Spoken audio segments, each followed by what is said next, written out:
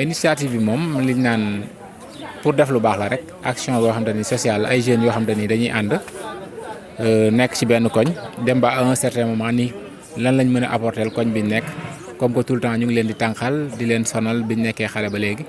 ñu ni ak environnement bi ni mu demee ku ci ne xam nañu banlieue lañ nekk ku ci ne jéem a indi sa apport ci côté social ba tax na léegi daal ñu jàpp date bi du sax moom rek la ñuy def parce que bëri na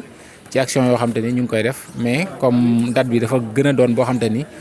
moom ci la ñu ràññee di ñu koy def avant Korité bi di séddale ay denrées alimentaires di ko jox secteur bi yëpp pratiquement booy seet bi mooy 7e ou bien 6e année boo xamante ni consécutif ñu ngi koy def ñu ngi commencé woon ci 120 familles tey je crois li ñu séddale fii mën na ay 500 familles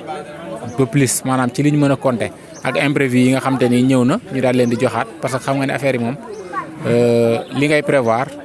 du doy mukk noonu la demee quoi. waaw mooy sentiment de fierté la rek comme d'habitude ñun boo xoolee 6 ans moom la président bi wax léegi avec 7 ans nii chaque année noonu la ñuy def dañuy dajale suñuy dërëm ak suñuy fukki dërëm yëpp chaque année bu ñu amee ba comme mois de koor mois de social la lu ñu am lu ñu boole lépp ñu jënd ko ay pomme de terre soble xool ñu sekoñ bi yëpp ñu jox leen ko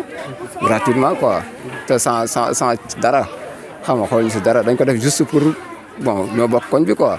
waaw te léegi comme ak dëkk bi ni mu mel nii léegi nga xam ne dara yombul quoi loolu moo tax. soble la ñuy joxe ak pomme de terre ku ci ne dinañ la jox benn sac boo xam ne day am soble ak pomme de terre noonu lañ koy joxe chaque famille dañuy recenser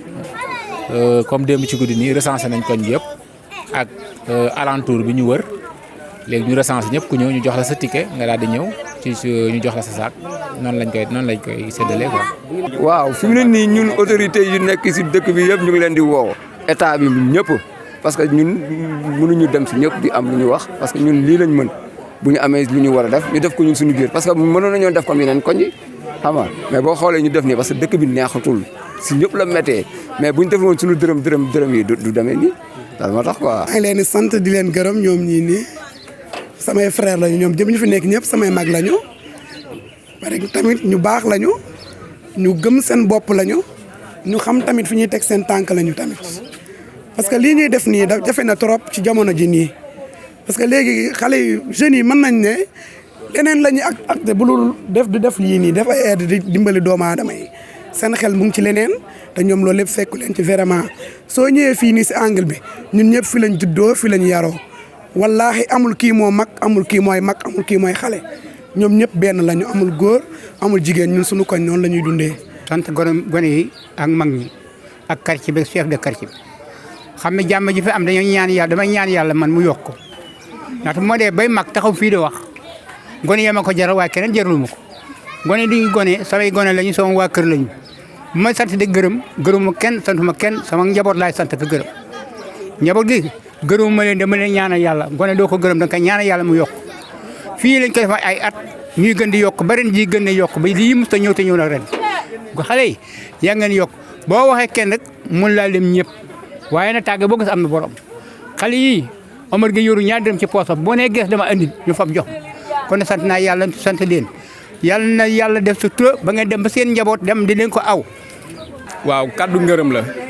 pour tënk ko ñi ngi sant ñëpp ñi nga xamante ni ginnaaw balaa ñuy sant sax dañuy sant yàlla mi nga xam ni moo ñu mayoon ñu fekkee ko daaw ak at yi weesu yàlla moomu moo ñu mayaat ñu fekkee ko ren. ak yokkute biñ ci gis day wane ne nit booy def te yàlla tax te boole woo si dara ngi sër rek yàlla da ciy teg loxoom sant nañ si yàlla bu baax ñëpp fekkee waat nañ ko ren ñi ngeen ñaan yàlla mi nga xam ne moo ñu may ñu fekkee ko ren mu dimbali waat ñu may ñu fekkee ko déwén dafa laatuñu ak yokkute ak képp ku yëkkati dërëm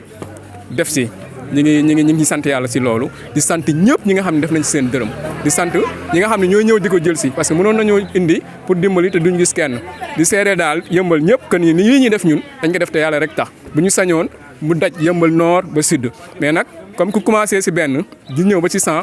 am nañ yaqin que ni yàlla mi ñuy dimbali boobu ba léegi dinañu dimbali ba dinañ dem ba daj yëmbal yëpp donc sant nañ ñëpp di gërëm ñëpp quoi.